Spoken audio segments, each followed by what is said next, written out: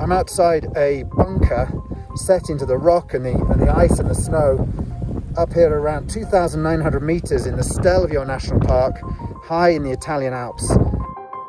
And this was once home during the First World War to a platoon of around 15 Austro-Hungarian soldiers.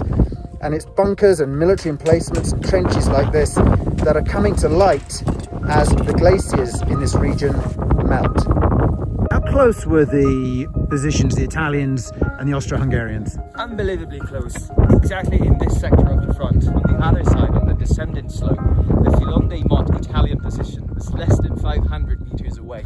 They could shout at one another. So we're walking inside a trench built by the Austro-Hungarian forces. It's these sorts of remains which are coming to light as the glaciers in the Italian Alps melt. Just down here, during the First World War, we had a huge glacier whose name was Gatiglione Glacier, and now the glacier is totally disappeared. This flat area is what happens after the melt of a glacier, and the entrance of this cave shelter is possible to look inside because the permafrost collapsed and the entrance is open.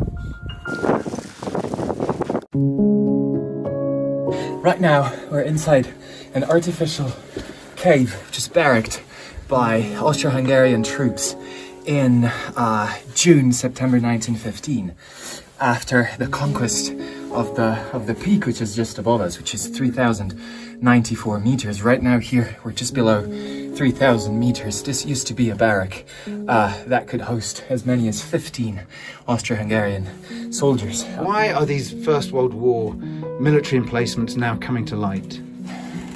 This is possibly a positive side effect of climate change, in the sense that 100 years ago, this mountain was part itself of a glacier. You'd get the chance to cast a very quick glance upon the rocks only during the warmest days in August. This is no longer the case. The glacier has retreated, the ice is melting, and therefore places like this, which were essentially frozen solid in time for 100 years, are coming back to life. So as the ice melts, as the glaciers melt, these places are compromised from an archaeological point of view. Absolutely.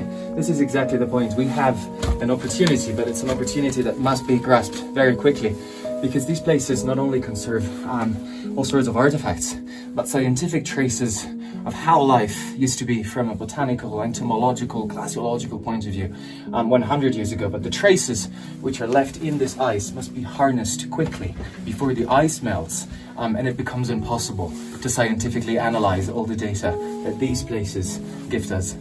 If you look there in the back, you see that there's 10 meters of solid ice, which is still occupying nearly half of the space of this barrack. What are some of the relics that you found inside this bunker? The most incredible findings may be found in here. This is some hay, which is more than 100 years old. This is what soldiers used to sleep on in this barrack. You have pieces of uniform, as you can see.